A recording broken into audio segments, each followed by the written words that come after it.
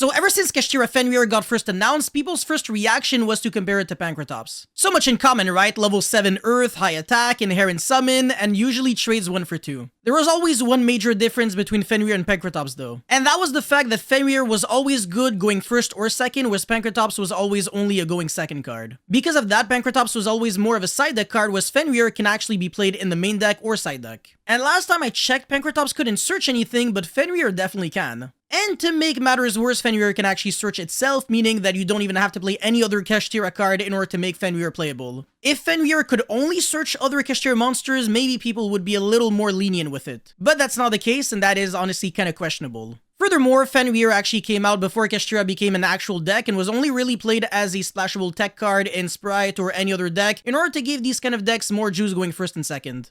But it was just a matter of time before it started seeing play in other decks. We've got to a point where even Labyrinth is playing Fenrir because it's actually really good in tandem with the furniture monsters. Basically, Fenrir searches Fenrir and then you have a free discard for your Chandra or Stovey. And it's also a great out to cards that usually would destroy you if you're playing Labyrinth, such as Jinzo, Denkoseka, Dark Simorgh, and Royal Decree. But other decks can also make a perfect usage of Fenrir. I want to believe that Vanquished Soul is probably the best deck at utilizing Fenrir. Not only is it, again, a very good card generically even in that deck, but also it has inherent synergy with the Vanquished Soul strategy. Fenrir can either search you an Earth monster in the form of itself, or a Fire monster in the form of Riseheart. And when you're playing Vanquished Soul, it's really important to have Earth, Fire, and Dark monsters in your hand so that you can reveal them in order to use the good effects of your Vanquished Soul monsters. That way you can be destroying cards, or bounce back cards, or draw cards, or burn your opponent for damage, anything you want to do. And even though people don't really respect Tier Elements anymore, Fenrir is also really good in Tier Elements. Fenrir can search Tier Elements Kashtira, which obviously gets you to mill cards, or you can discard it for Sharon and mill even more cards. This card almost doesn't feel like a Kashtira card because every single time my opponent summons Fenrir, I have no idea what deck I'm facing. It could technically be Kashtira, but it could also be Sprite or Labyrinth or Vanquished Soul or literally anything else.